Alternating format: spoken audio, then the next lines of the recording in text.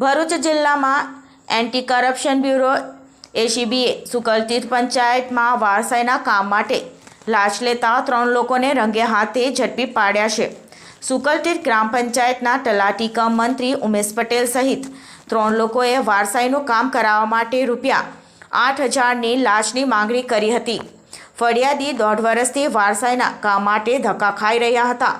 તલાટી ઉમેશ પટેલ ફરિયાદીને વીસીઈ કેનિલભાઈને મળવા જણાવ્યું હતું। ફરિયાદીએ લાંચ આપવાની ના પાડતા એસીબીનો સંપર્ક કર્યો હતો।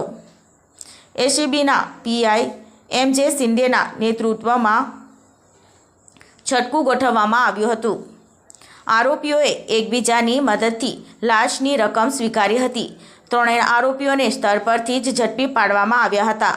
એસીબી દ્વારા આ મામલે વધુ તપાસ હાથ ધરવામાં આવી છે।